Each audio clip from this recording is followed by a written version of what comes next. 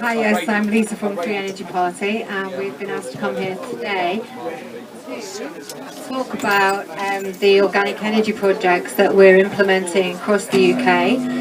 We're throwing open land to all kinds of different communities across the UK, so the community can then come and grow their own organic food.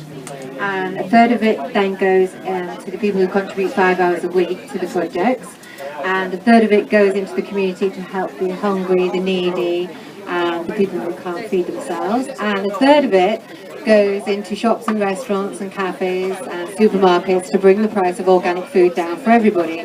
Because at the moment, I don't know if you all know that you're eating genetically modified food, which is made very cheaply available by the corporations. Monsanto, who are at the bottom of the contamination, boo, have taken it upon themselves to tell us that it's safe via DEFRA and via the EU legislation.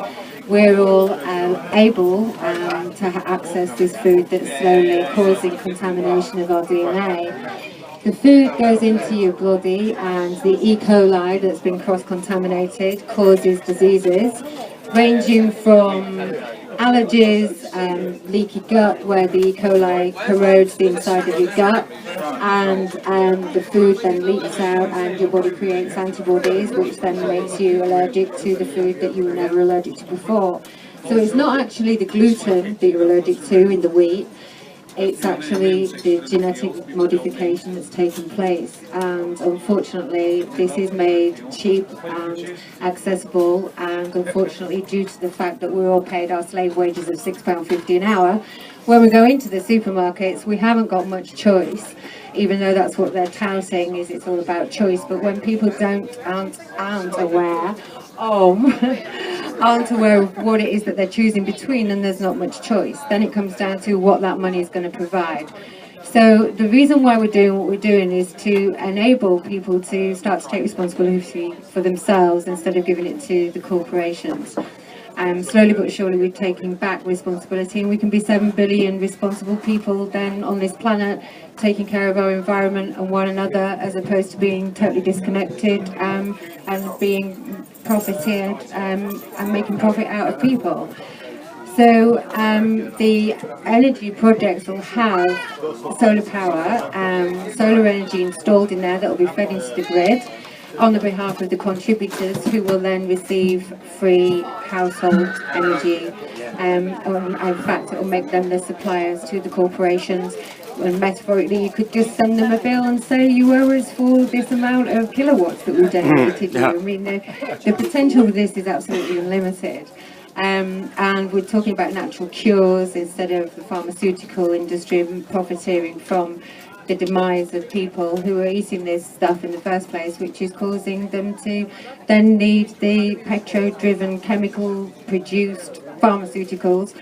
So everybody's making money out of people's demise, and we've decided that it's time for us all to have a platform to take a stand to make an alternative and effective solution.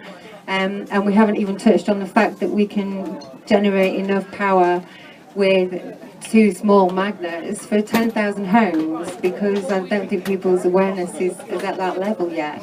However, using what we're already aware of is solar, it's very, very simple for us to make a massive difference. All the information's on the website, which is the freeenergypartyuk.webs.com, and we're also on Facebook. And we've got 1,120 people within the party. We've only been going since January. The reason why we've made it a political party, we're everything except wanting to get into politics. We don't want to be sitting in the Houses of Parliament and behaving like the people that we've got running the show at the moment. We want to be able to protest, and unfortunately in this country they've passed a law where you're not allowed to protest unless you're a political party. So to change the system, we have to be able to get into the system in order for us to change it and make it obsolete. But people need obviously an opportunity to be able to adopt something that's a solution to it. At the moment, people are aware that what we're doing is detrimental to one another and us, and obviously our planet, but it's what else do we do? And we've got to that state of awareness now which is where we're aware we want to do something, and this is a practical solution. So we're in the Green Gazebo, and we've got some taste the difference between GMO and organic food for you to come and try, and by all means come and see for yourself the difference between the food that you could be eating and the food that you're being fed. So thank you. Yeah!